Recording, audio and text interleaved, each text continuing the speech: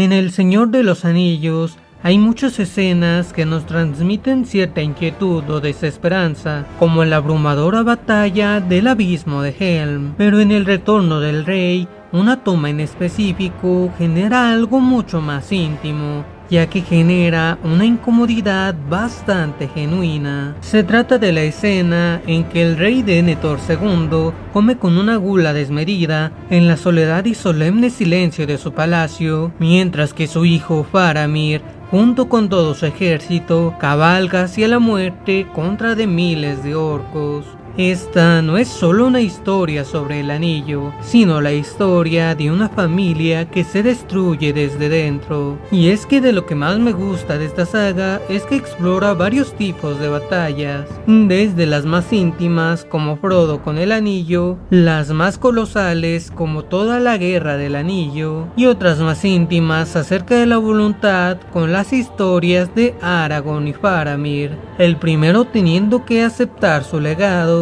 y el segundo debiendo más bien alejarse de las partes más negativas de este. Como siempre, habrán bastantes spoilers de la saga, incluyendo escenas extendidas que nos darán bastante contexto. Por eso quédate, porque estás en Kirianic 1315 y hoy hablaremos de la tragedia de Faramir, su padre y su hermano.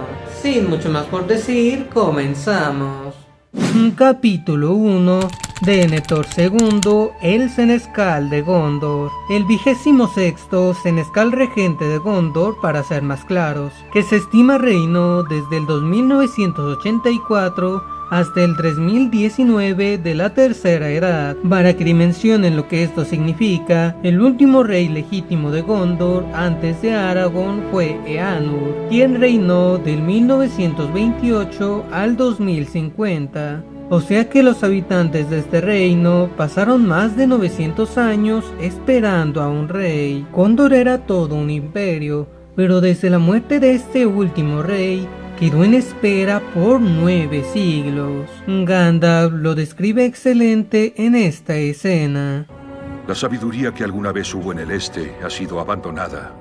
Los reyes hacían tumbas más espléndidas que las casas de los vivos y hablaban de los buenos nombres de sus antepasados en lugar de los de sus hijos. Gondor se volvió un reino estancado y obsesionado con el pasado, un ambiente propicio para que apareciera una figura como Denethor. En los libros, la locura de este personaje queda mucho más explícita por el uso de una piedra palantir, como la que en las películas vemos usar a Saruman, Pippin o hasta Aragorn por breves momentos. Sauron, a través de esta piedra, busca corromper a Denethor como lo hizo con Saruman. Pero el Senescal era un hombre de gran voluntad y nobleza, así que no lo trastorna del todo, pero sí quiebra su cordura. Denethor nunca se sometió a la voluntad del Señor Oscuro, pero Sauron usaba el Palantir para mostrarle a Denethor únicamente lo que él quería que viera: imágenes de inmensos ejércitos, destrucción y la inevitable derrota de Gondor, lo que llevó a este rey a una profunda depresión y desesperación, creyendo que la resistencia era algo inútil, algo muy similar a lo que ocurre cuando en las redes nos bombardean con notas amarillistas. Y aquí el truco está en no estancarse en esto mismo, y en vez de ello darse un tiempo para sí y salir a pasear o hablar con alguien de confianza ante las situaciones que les puedan inquietar. Retomando, es esta amalgama de inquietud y desesperación la que hace que que antes fuera un buen regente, reciba de tan mala manera a Gandalf y a su compañía, porque sabe que lleva con él a Aragorn, quien puede ocupar el verdadero trono. Y es por esto que podemos ver su inquietud cuando Merry enciende las balizas de ayuda para que las demás regiones vengan al socorro de Gondor. Y es que poniéndonos en la mente del personaje, al venir la ayuda, ellos verían a Aragorn y sabrían que el trono es de él, lo que significaría más presión para Denethor. Es como un enfermo o adicto que no quiere ser apoyado, porque ese apoyo implicaría que salga de una situación en la que él está cómodo. Por esta misma y continua inseguridad, Denethor se vuelve un personaje por un lado reactivo y por otra parte temeroso. Quiere soluciones rápidas para la guerra contra Sauron, como el buscar apoderarse del anillo antes de que otras manos lo usen, e igualmente su obsesión por defender Gondor le hace ver enemigos en todas partes. Esta actitud, sumada a su gran declive mental, terminan concretándose en su desprecio por Faramir al compararlo con Boromir, pues este primer hijo suyo era alguien leal y obediente con él, alguien de respuestas rápidas, mientras que Faramir era más calmado y meditativo en su actuar. A esto hay que agregar que en los libros también se explica que Findulas, la esposa de Denethor, murió poco después de dar a luz a Faramir, lo que hace que inconscientemente su padre lo valore aún menos. A primera vista, se podría pensar que gracias a esto, al menos Boromir se salvaría de este linaje por haber sido tratado con favoritismo, pero al contrario, este es el primer fallecido del retorcido círculo familiar de Denethor, así que hablemos de él. Capítulo 2.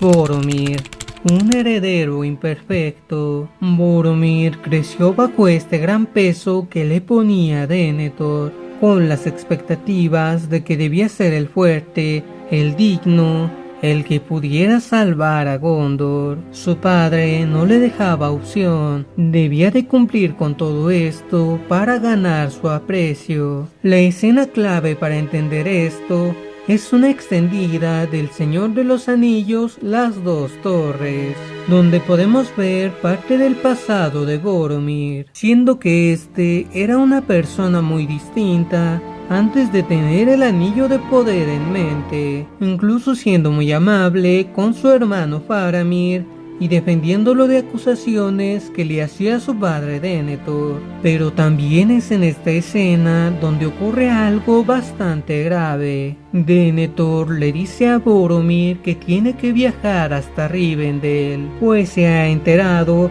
posiblemente gracias al Palantir, de que se hará un concilio donde se decidirá qué hacer con el anillo que fue encontrado por Frodo Bolsón. Su padre le manda ir ahí, ya que le plantea que el anillo es el arma que les permitirá terminar con la decadencia por la que está pasando Gondor. De allí es que vienen los argumentos que suelta el personaje en la caótica reunión que tiene lugar en la primera película, y que desatan la discusión en la cual Frodo es testigo por primera vez de la discordia que es capaz de causar el anillo en la gran mayoría de las personas. Este tipo de pensamientos vuelven a hacerse presentes cuando camino a las minas de Moria, a Bilbo se le cae el anillo y podemos ver por unos segundos cómo Boromir duda de regresarlo. Qué extraño destino sufrir de tanto miedo y tantas dudas por algo tan pequeño, ¿no? Algo insignificante. Pero sabemos que todo llega a su clímax cuando Boromir intenta arrebatar el anillo a Frodo por la fuerza en Amon Hen, algo que desencadena una eventual ruptura de la comunidad. Boromir, desesperado por salvar a Gondor, cede a la tentación, acusando a Frodo de poner en peligro a todos, y fuera de sí, salta sobre él dispuesto a arrebatarle el artefacto. Pero entonces Frodo se pone el anillo y apenas logra desaparecer para escapar. Inmediatamente después del ataque, la mente de Boromir se despeja, se da cuenta de su locura y con la conciencia de lo que hizo, llega el arrepentimiento. llora y sufre un profundo remordimiento.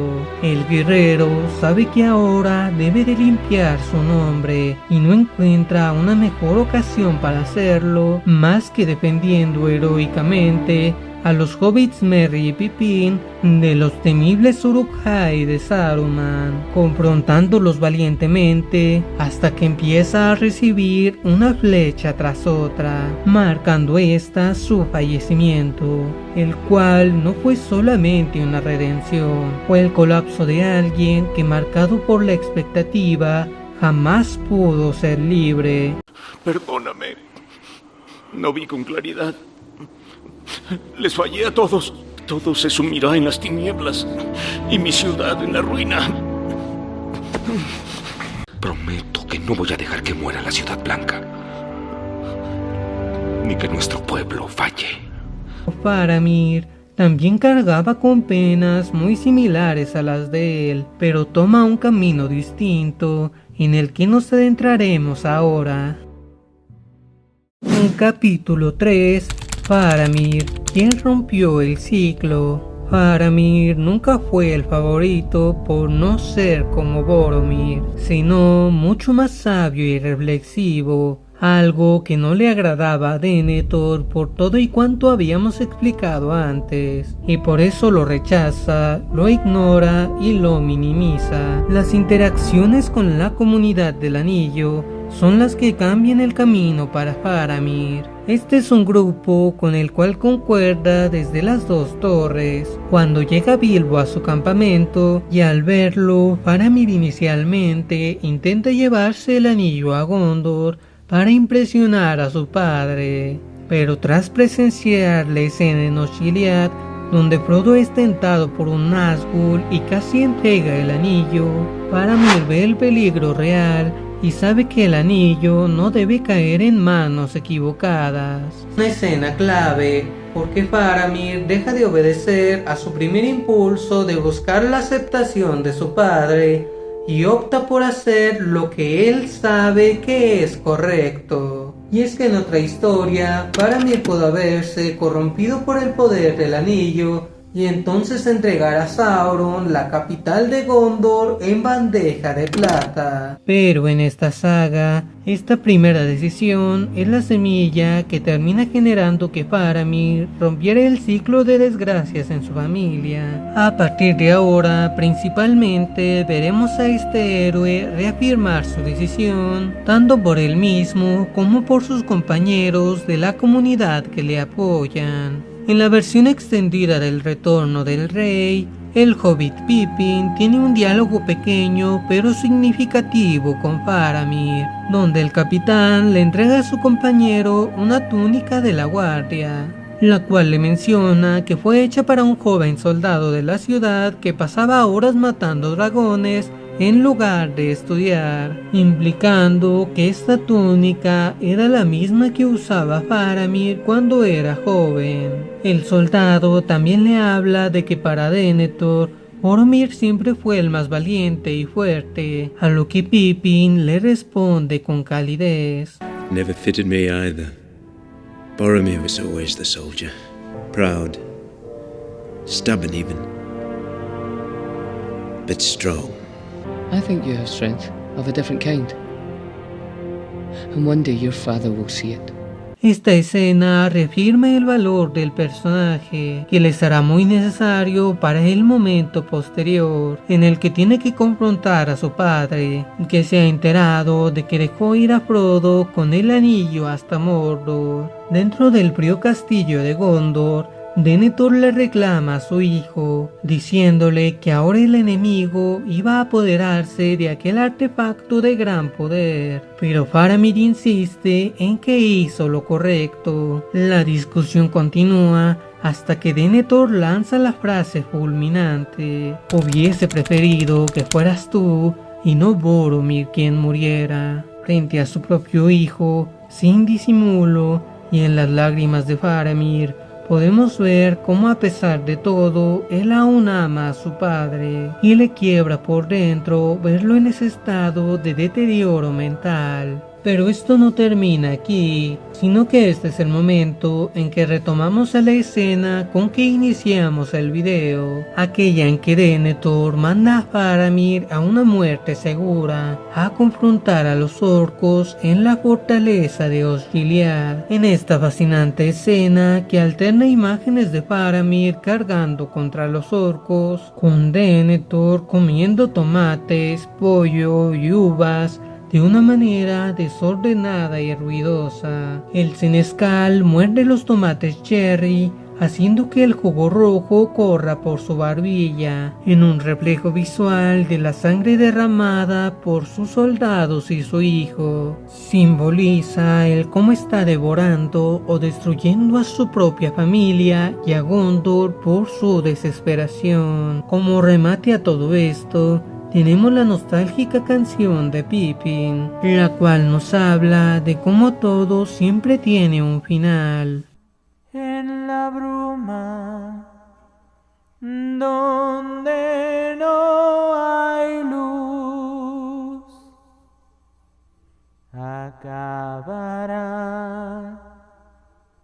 todo tiene un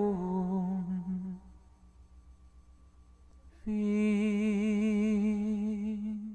Todo esto llega a su culminación cuando Faramir, debilitado, regresa al castillo y Denethor, desesperado, da el último paso en su camino a la locura, el de declararlo muerto e iniciar los preparativos para quemarlo junto con él. Pese a las varias advertencias de Pippin, que recalca que aún tiene pulso, no es hasta que el Hobbit busca al mago Gandalf para que pueda intervenir que nuestro héroe es rescatado de las llamas. Y en cuanto a Denethor, el fuego sí lo alcanza, y pese a que hace un último intento de escape, su destino para este punto ya estaba más que escrito, y su propia falta de cordura le hace correr hasta las orillas de Gondor y arrojarse por el precipicio, siendo esta la forma en que fallece. Muy a diferencia de Denethor, lo que ahora aguarda para Faramir al final de esta saga se ve mucho más como un nuevo comienzo. Y es que a los días de que Faramir llega a los campos de curación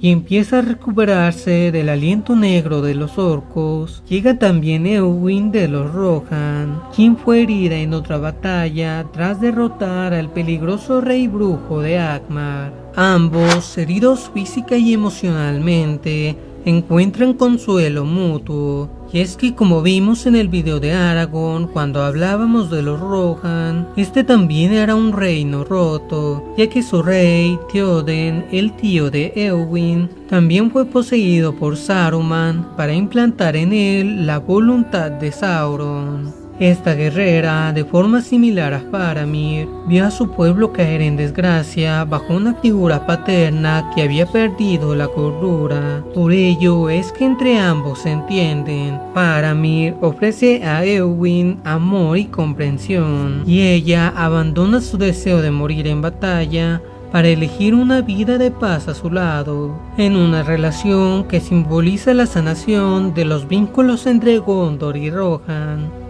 De acuerdo a los libros, ambos se casaron y vivieron en Ithilien, al sur de Osgiliath y frente a Minas Tirith. De esta forma, y mientras que su padre y su hermano encontraron muerte, gracias a cegarse a la penumbra de un futuro incierto, Faramir va más allá y elige ser valiente en un mundo donde el peligro acecha a cada momento. Y es gracias a todo esto que podemos ver cómo él rompe el ciclo familiar y de esa manera consigue para sí mismo un futuro de paz y bienestar junto a la persona que ama.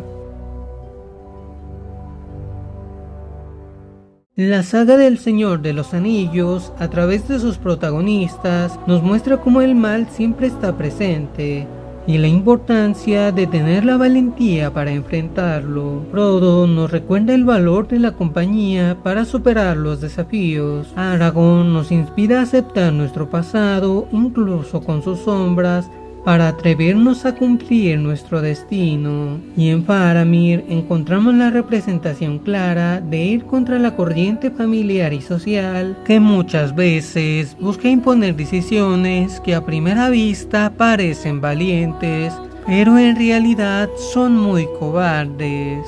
Su capacidad de reconstruirse desde cero es una elección cercana a nuestra realidad. El momento en que Faramir rechaza llevar el anillo y elige hacer lo correcto, nos invita a reflexionar sobre esas ocasiones en que debemos suponernos a lo que otros esperan de nosotros para actuar según nuestra propia convicción. En un mundo donde los vicios, conflictos y adversidades nos acechan constantemente, hoy más que nunca es crucial recordar que la última palabra sobre quiénes somos y en qué persona queremos convertirnos está solamente en nuestras manos.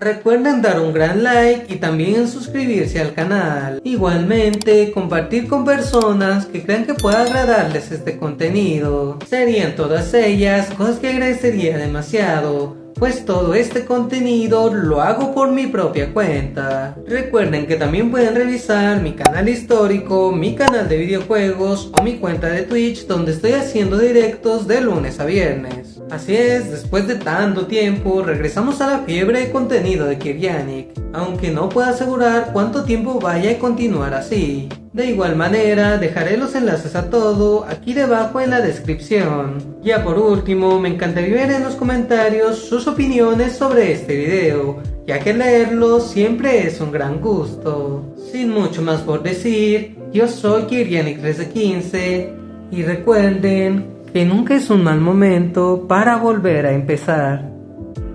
Hasta luego, que pasen un excelente día y se me cuidan. Bye.